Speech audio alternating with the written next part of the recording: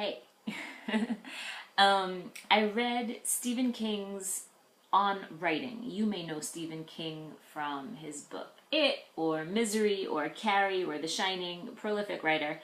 And On Writing was a bit different though. It's nonfiction. It was partially his own autobiography and partially instructive on writing good prose. And I really enjoyed it because I like biographies and I like seeing how someone's personal story leads to our understanding of how he became or how he ended up where he is. And that's what the book was for me, and it was really fun also because as I read it I learned that he plays in a band with other esteemed writers like Barbara Kingslover and Amy Tan and I think Mitch Albom was on it.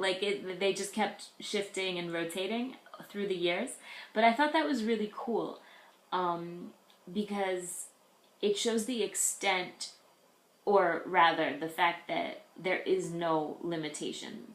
It's not like you can only go this far and then that's all you can produce. He can write, he can play the guitar, he can do myriad other things and not be hampered by limits. And so for the second time I'm gonna recommend Gordon Parks' Choice of Weapons because he too was one of these incredible individuals that would not acknowledge boundaries to his capabilities and would not accept that there were limitations to the things that he could do, which is why he was such a remarkable human being. Just writing several books, writing and directing the movie Shaft, photographing for Vogue and Life magazine, writing music for symphonies. These are not things that one man does, and these are not things that one black man would do, especially in his time frame, and yet he defied all of the racism and all of the obstacles in his way, and he did it, and he broke boundaries. So I thought, when I read his book, it changed my life, and so I recommend you read it. And he shaped, I don't want to say single-handedly because there were a lot of other players as well, but he shaped American society to be better than what it was, and his influence can be seen throughout in many positive ways. And I am so appreciative of him for that. And he is just one black man, but another woman, black woman, is Henrietta Lacks, who influenced not just America but the entire world, because in her book, she didn't write it, Rebecca Skloot wrote it, and it's called The Immortal Life of Henrietta Lacks. This woman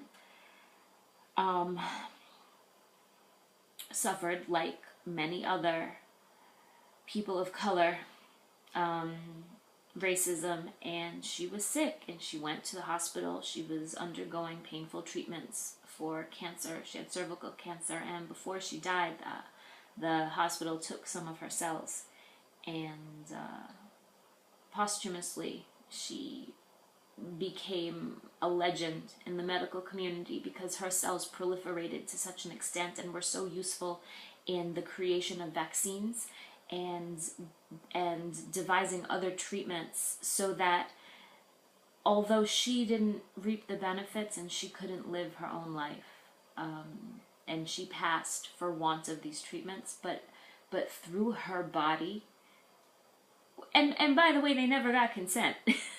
They never got consent. They never paid her. Her family was still living in poverty, and they were not compensated for the amazing contribution that this woman gave to the world. So it boggles your mind when you think about the fact that literally everyone in the world has been affected by this one woman. And she was so, I guess, just disrespected in her life because of the color of her skin. But because of her life, we are here. She's remarkable. The whole interplay is remarkable. And I strongly encourage you to read that book. It was fascinating because it was a combination of her personal story and then the story continued through the life of her cells. Really, really cool.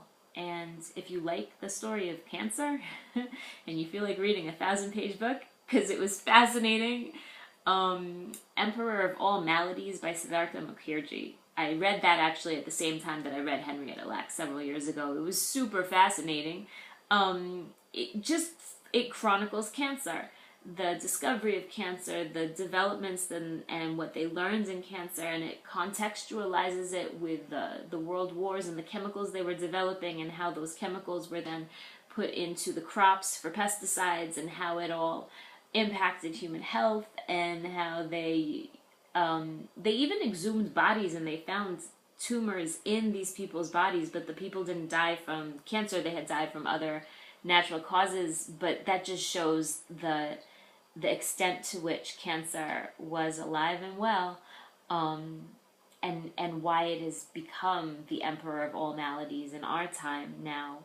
So many people suffer and go through treatments and the war on cancer and the budgeting, and you see all of the politics behind it. It was fascinating. That's the only word I can think of to describe that book. It was fascinating read. So if you like the historical discoveries and stories, because it was really a story. The main character was cancer. I highly recommend Emperor of All Maladies. I also highly recommend Henrietta Lacks and Gordon Parks and On Writing with Stephen King. So check them out. Let me know what you think.